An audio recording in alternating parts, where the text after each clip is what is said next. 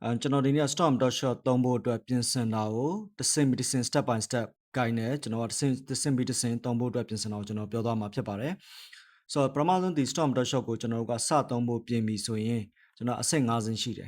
နံပါတ်1ကတော့ကျွန်တော်တို့က software အခြေခံ3နည်းကိုလေ့လာမယ်လေ့လာတဲ့အချိန်မှာပစ္စည်းအများကြီးမထည့်နဲ့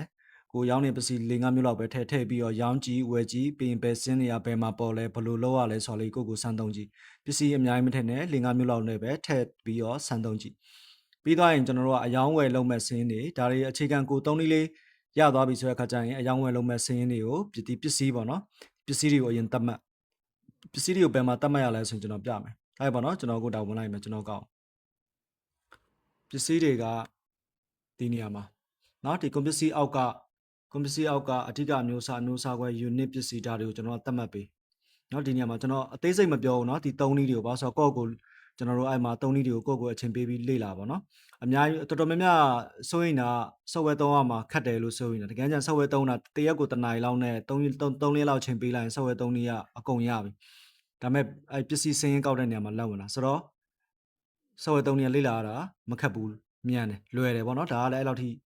မခက်ဘူးဆိုတော့ကျွန်တော်ဒီနေရာမှာကွန်ပစ္စည်းအောက်မှာကိုရောင်းမဲ့ပစ္စည်းသတ်မှတ်ကိုရောင်းမဲ့ပစ္စည်းသတ်မှတ်ပြီးသွားပြီဆိုရင်အရင်ဆုံးနံပါတ်အဆင့်2เนาะရောင်းမဲ့ပစ္စည်းသတ်မှတ်ပြီးသွားရင်ကျွန်တော်တို့ကကိုယ့်ရဲ့စာအုပ်ထဲမှာ Excel ထဲမှာရှိတဲ့ကျွန်တော်တို့ကဒီအယောင်းဝယ်လုပ်တဲ့အကျွေးစင်းတွေရှိတယ်ကျွန်တော်ရောင်းထားဝယ်ထားတဲ့အကျွေးစင်းတွေရှိတယ်အဲ့ဒါတွေကိုအရင်ဆုံး software မှာစရင်အရင်ဖော်ဒါကိုအရင်ဆုံးစရင်သွင်းရမယ်အဲ့အကျွေးစင်းအရင်ဖော်ကျွေးစင်းဖော်ပြီးသွားပြီဆိုရင်အပြင်မှာတကယ်ကိုကစသုံးတော့မယ်ဆိုတဲ့အခါကျရင် ground တစ်ခါကောက် ground ကောက်အဲ့မှာပစ္စည်းလက်ကျန်စီပစ္စည်းတစ်ခါရဲသွင်းနဲတာများသွားတယ်ဖြစ်ဆိုရင်စင်းတစ်ခါလဲညှိလိုက်အပြင်မှာပြင်အပြင်ကငွေစင်းညှိပစ္စည်းစင်းညှိငွေစင်းညှိပေါ့နော်ဒါပစ္စည်းစင်းသွင်းပြီးတစ်ခါလဲလုပ်ပြီးသွားရင် printer နဲ့ချိတ် printer ထုတ်လို့ရအောင်လုပ် printer နဲ့ချိတ်ပြီးစမ်းနိုင်ပါတယ်အားလုံးကကြတော့ဒီနံပါတ်1ကျွန်တော်တို့ software အခြေခံ3နည်းလေ့လာကြရတခါလဲကျွန်တော်တို့ကစမ်းသွားလို့ရတယ်။ညာနော်အဲ့ခါကျတော့အသေးစိတ်ကကြတော့ဗာလဲဆိုတော့ကျွန်တော်တို့ကနံပါတ်1ပထမဆုံး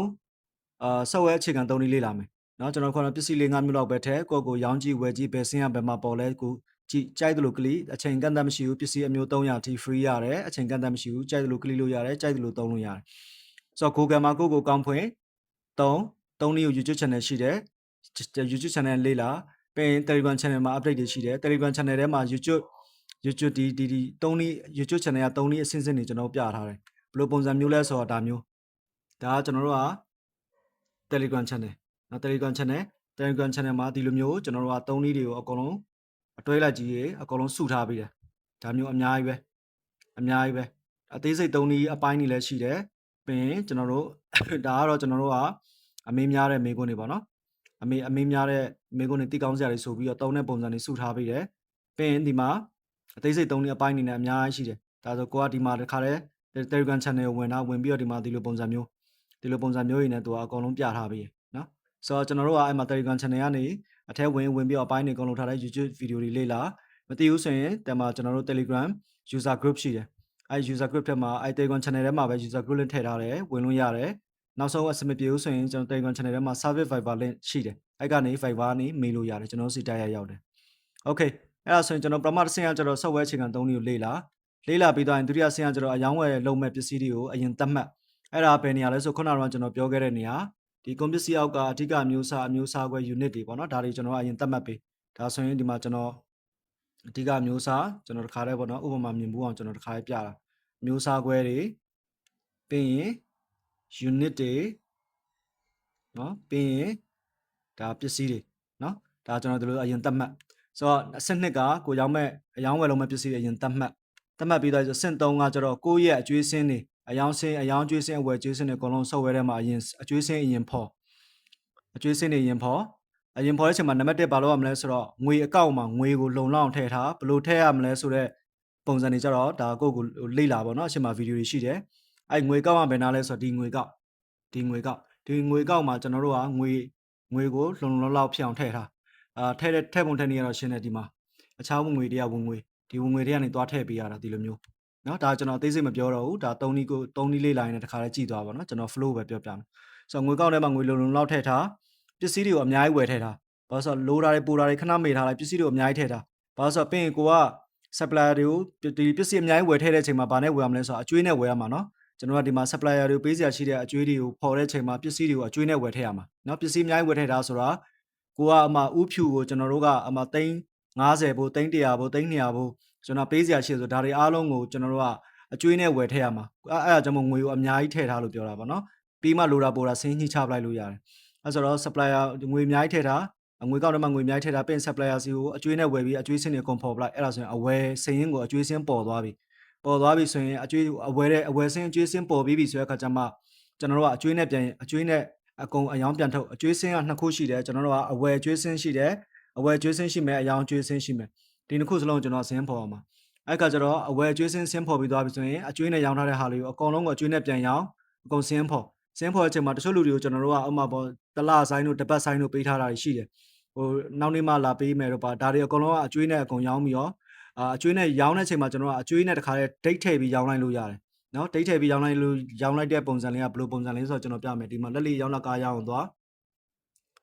ပြီးဆိုရင်ထားလိုက်ပါတော့ဒီမှာနော်ပစ္စည်းတစ်ခုရောင်းပြီဆိုရင်ကျွန်တော်တို့ကဒီမှာပို့ကားရဲ့အချိန်မှာပေါင်းနှိပ်လိုက်ဒီမှာအကျွေးပေးတဲ့ date ရှိတယ်နော်ဒီအကျွေးပေးတဲ့ date ကိုတခါတည်းဖော်တကယ်လို့ကိုကအကျွေးဆိုင်ထားလိုက်ပါတယ်ရှိရဆိုရင်အဲ့အကျွေးပေးတဲ့ date နဲ့ပါတခါတည်းဖော်ပြီးတော့ရောင်းလိုက်နော်ဒါဆိုရင်ကျွန်တော်တို့ကအဝယ်အကျွေးစင်းဖော်မယ်အယောင်အကျွေးစင်းဖော်မယ်ဖော်ပြီးသွားပြီဆိုတဲ့အခါကျမှနံပါတ်4အဆင့်နော်နံပါတ်4အဆင့်ကကြတော့ဗာလဲဆိုတော့အပြတ်မှာတကယ်ကိုကစပြီးတော့ရောင်းတော့မယ်တကယ် ground ကောက်တော့မယ်ဆိုတဲ့အချိန်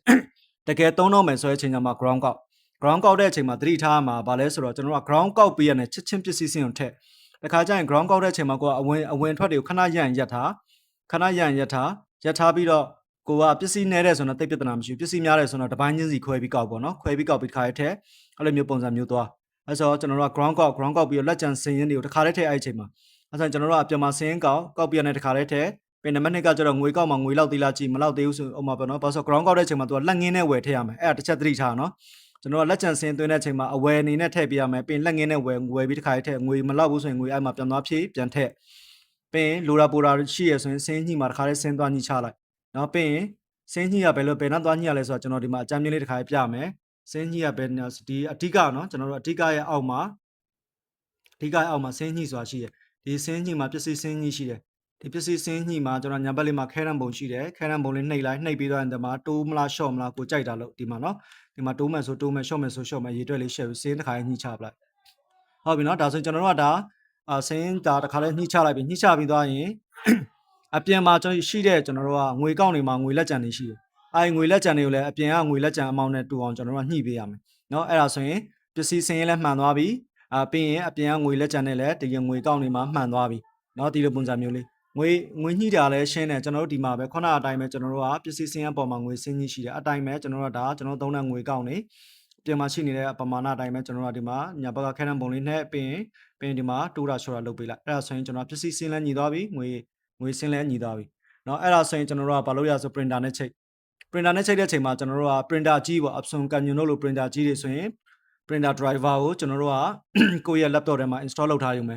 ဘာလို့ printer ကြီးတွေကတော့အများဖြင့်တော့ကျွန်တော်တို့ဒီ laptop ဒါမှမဟုတ် desktop နဲ့သုံးတာများတယ်အဲ့ခါကျတော့ printer driver ကို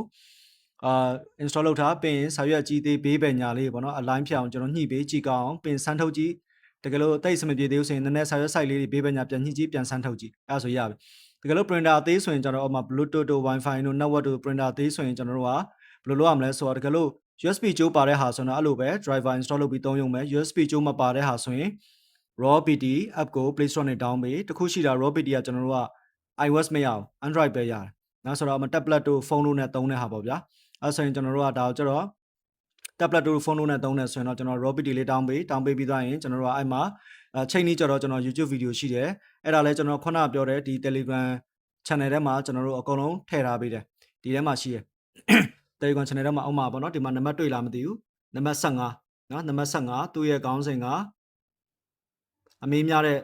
တဲ့တီကောင်းဆရာများဆိုတဲ့နေရာမှာကျွန်တော်ဒီမှာနံပါတ်15 printer အသေး Wi-Fi Bluetooth network printer တွေနဲ့ချိန်နီးဆိုပြီးတော့ဒီမှာ